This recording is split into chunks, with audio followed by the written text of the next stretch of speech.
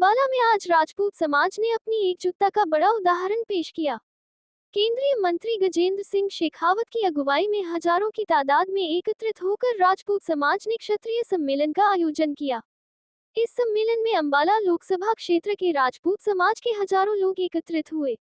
जिन्होंने एक सुर में आवाज बुलंद करते हुए ये निर्णय लिया कि इस बार भी राजपूत समाज चट्टान की तरह भारतीय जनता पार्टी के साथ खड़ा है।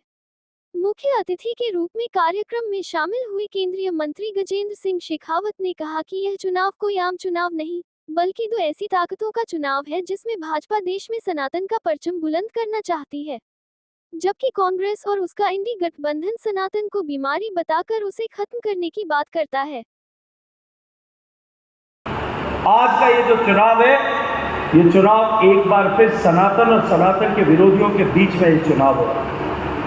एक तरफ भारतीय जनता पार्टी नरेंद्र मोदी जी के नेतृत्व में काम करती है, जो इस भारत की सनातन संस्कृति और सभ्यता का सम्मान और इसके मानबिंदुओं का मान और सम्मान बढ़ाने के लिए काम कर रही है, और दूसरी तरफ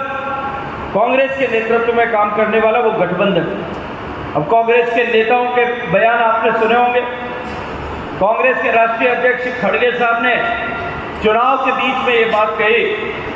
कि अगर मोदी जीता तो सनातन जीत जाएगा, सनातन की ताकत बढ़ जाएगी। कांग्रेस के बड़े नेता, इस देश के गृह मंत्री रहे, विदेश मंत्री रहे, वित्त मंत्री रहे, पी चिदंबरम, उनके पुत्र ने यह बयान दिया, जो सांसद है, कि सनातन संस्कृति जहर के समान है, इसको तुरंत इस देश से समाप्त होना चाहिए। उन्हीं के गठबंधन के एक हिस्से, जो तमिलनाडु में सरकार है, डीएमके की सरकार के मुख्यमंत्री का बेटा और जो सरकार में खुद मंत्री है, उस मंत्री ने एक कार्यक्रम में, जिस कार्यक्रम का अनायास कहीं स्टेटमेंट नहीं दी, जिस कार्यक्रम का शीर्षक ये था, जिस कॉन्फ्रेंस का जिस उद्देश्य के साथ आयोजित किया गया था, abrogation of Sanatan from India, Bharat से सनातन को किस तरह से समाप्त किया जा सकता है, इस शीर्षक वाले संगोष्ठी में उसने भाषण देते हुए कहा कि यह सनातन कोरोना के जैसा है, ये सनातन कैंसर के जैसा है, ये सनातन धर्म डेंगू के जैसा है, और इन बीमारियों को जिस तरह से समाप्त होना चाहिए, उस तरह से शीघ्रता से सनातन संस्कृति को समाप्त होना चाहिए।